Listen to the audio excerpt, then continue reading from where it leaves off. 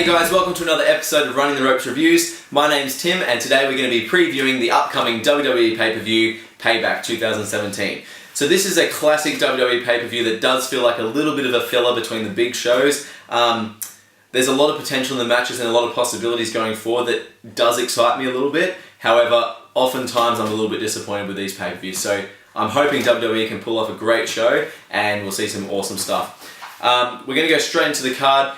The pre-show has one match on the pre-show, Enzo Amore and Big Cass versus The Club. Now, this is a feud that's kind of been a little bit at the moment. The Club just seemed to be a little bit silly for a heel tag team. I think The Club need the win much more than Cass and Enzo, especially with Enzo being such a small guy. Taking the fall is not a big deal. Still keeps Cass looking strong. So I'm going to go with The Club winning this match. I think they need the win. Next up is Finn Balor's on Miz TV. Now, Finn Balor's it's been a frustrating comeback for Finn Balor, who's at the top of the card when he was injured last year, and now he just kind of seems to be bobbing around, not doing too much, versing essentially like mid-carders and jobbers.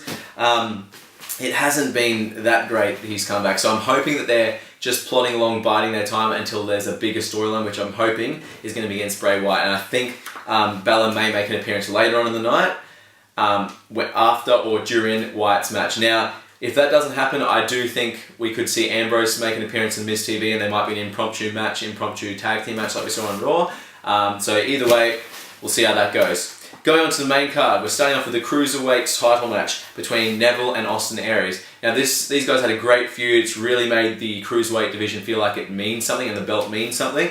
I do feel like it could go one or two ways, obviously. I'd be happy going either one or two ways, should I say.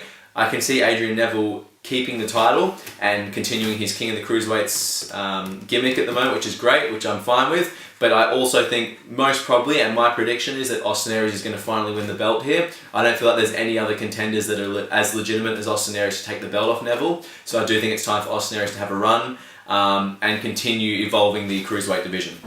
Next up on the card is the Raw Tag Team Titles match between the Hardy Boys and Cesaro and Sheamus. Now this has been a very interesting storyline with the post-match, shenanigans after their singles matches the last couple of weeks on Raw.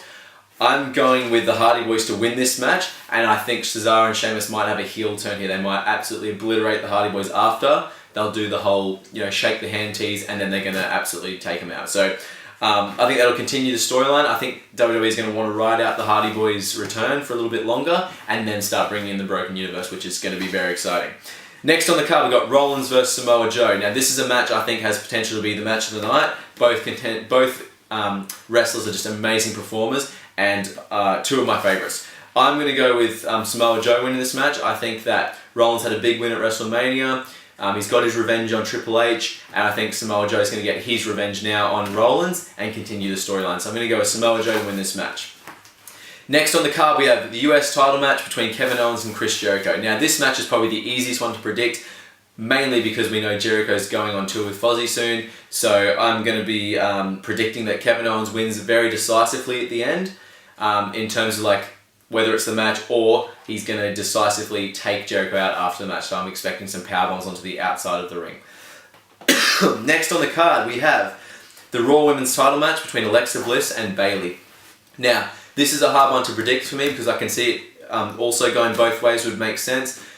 Bliss would be a very strong champion. Have a heel champion is always more interesting to watch, having the babyfaces chase the heel champion.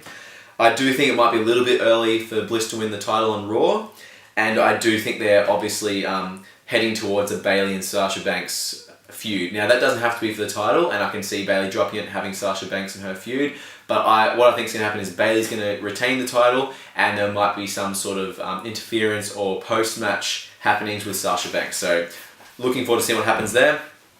Second last on the card is the match between Roman Reigns and Braun Strowman. Now, this is the main match I was talking about that I have a little bit of excitement for going in, but I often am disappointed with the outcome.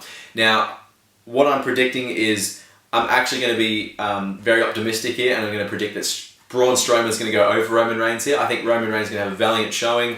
He's going to put a lot into this match, but I think his injury is going to get the better of him, and Braun will still come out on top, which will continue the feud, and Reigns will get his revenge later on in the year. So I'm going to go with Braun Strowman for that one. I'm being optimistic here. but we'll see what happens. Final match on the card is the House of Horrors match between Bray Wyatt and Randy Orton. Now this feud has been a little bit lackluster. It had potential, had some cool beginnings to this storyline, but it has just sort of flailed. Yeah. The match at WrestleMania wasn't great, and I'm expecting to see a lot more out of them this show, I'm hoping, and I'm really, again, being optimistic with this House of Horrors match, hoping that it's a good match, hoping that it's an interesting concept and something that Bray Wyatt can do, once a year, just like Hell in the Cell. I've got no idea what it's going to look like. It could be anything from going through the crowd. I'm thinking all sorts of things in my head, but I'm sure there's going to be some sort of structure that keeps them inside, like a cage or a Hell in a Cell kind of deal. Again, I'm going to be very optimistic here. I think Bray Wyatt needs to go over. It's not for the title, which again makes me think Wyatt's going to win. And the fact that it's in a House of Horrors match, Randy Orton doesn't know what to expect. There could be interferences. I think Bray Wyatt's going to have something up his sleeve, and he's going to come out on top of this match. And like I said earlier in the card, I think we could see an interference or something from Finn Balor, even just his music hitting or something like that to distract Wyatt. I'm not sure, but I'm hoping, being optimistic, that we will see Finn Balor somewhere in this match. So anyway, that's my overall picks for Payback coming up. Please let me know what you think in the comments. Hope you enjoy the show on Sunday or Monday if you're here in Australia with me. And I'll look forward to doing the post-match review for WWE Payback. Thank you.